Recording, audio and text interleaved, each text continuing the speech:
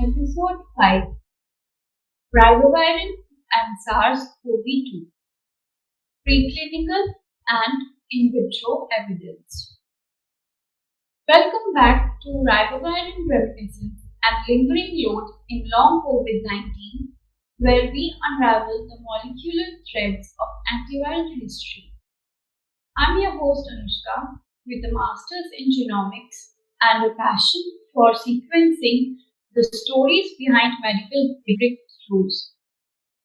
Today, we are peering into the petri dish battlefield, exploring ribavirin's lab-tested clashes with SARS-CoV-2. This 1970s veteran keeps resurfacing, but its COVID-19 performance is a tangled tale. Joining me is Saakshi, a master's student in microbiology whose insights into viral dynamics shine like a perfectly amplified PCR signal. Welcome, Saakshi. Thanks, Anushka. I'm thrilled to dissect ribavirin's in vitro saga against SARS-CoV-2 and what it means for its legacy. Let's move into the cellular arena, like magnifying a genomic variant. Early lab studies tested ribavirin against SARS-CoV-2. What did the petri dishes reveal about its antiviral prowess? The petri dishes told a sobering story.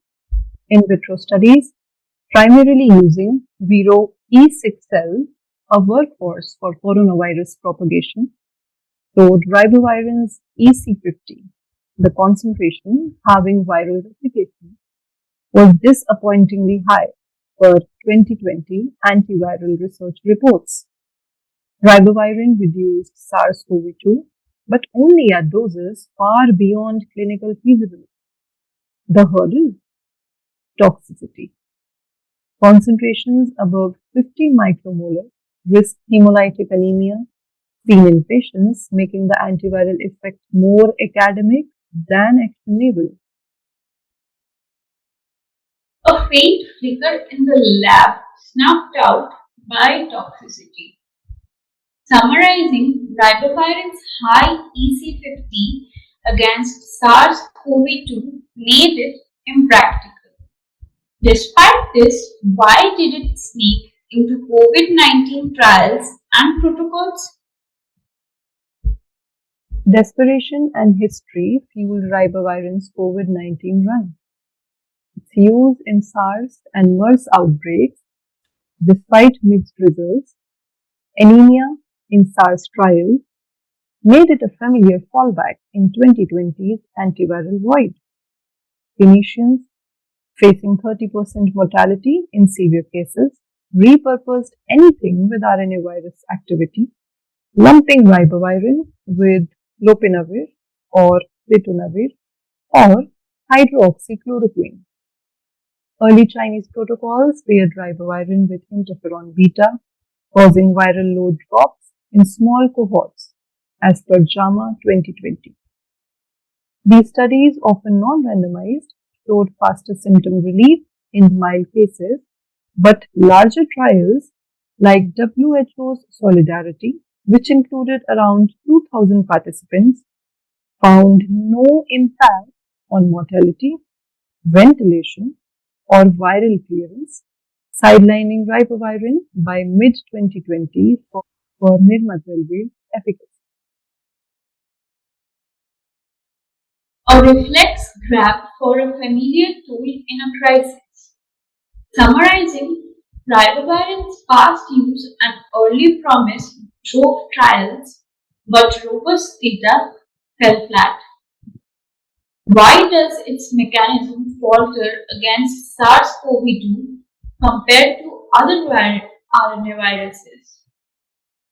Ribavirin's struggle lies in a molecular mismatch.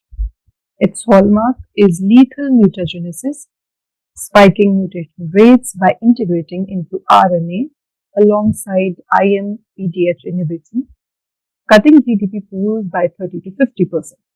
This devastates viruses like RSV or Lassa, which lack proofreading and succumbed to error catastrophe. 90% non-viable progeny in vitro.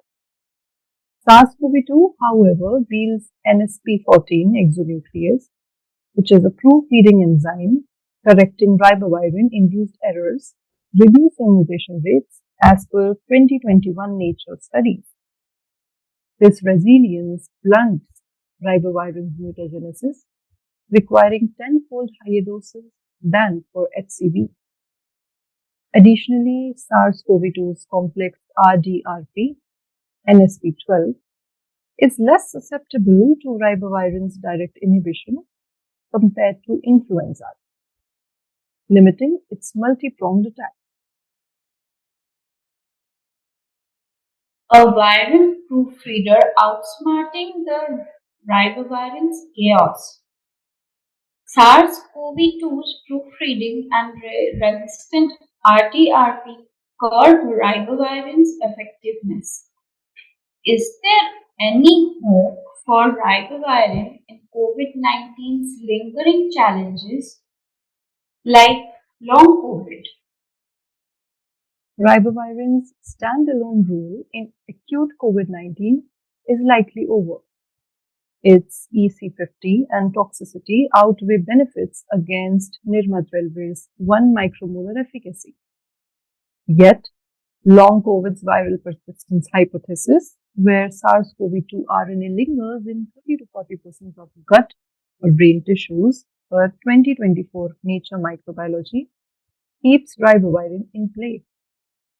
Its ability to penetrate immune-privileged sites and reduce IL-6 by 25% in vitro would target low-level replication or inflammation in RNA-positive patients. Preclinical models, like hamster studies showing significant RNA reduction in lung reservoir, hint at potential. But without phase 2 trials or biomarkers like ddPCR to identify candidates, it's speculative, a hypothesis needing rigorous testing to avoid repeating SARS overzealous use. So, finally, a faint spark in long COVID's shadows, awaiting validation. So, to put it, ribavirin's long COVID potential hinges on persistence and trials. Saakshi, what's the key takeaway about ribavirin's SARS-CoV-2 story? Ribavirin's in vitro clash with SARS-CoV-2 revealed weak antiviral activity due to the virus's NSP14 proofreading, neutralizing its mutagenic edge, unlike its success against RSV or HCV. Early COVID-19 trials, driven by desperation, and past SARS or MERS use yielded no clinical wins, with lesser than 15% outcome improvements in small studies. Its toxicity and mechanistic mismatch held it for acute cases, but long COVID's viral persistence, RNA in 30% of the tissues, offers a speculative role, pending trials to pinpoint responsive patients. Ribavirin's tale is a caution. Not every antiviral fits every virus, yet its resilience keeps it in the conversation. Saakshi, you have dissected ribavirin's lab saga like a genomicist mapping a viral lineage.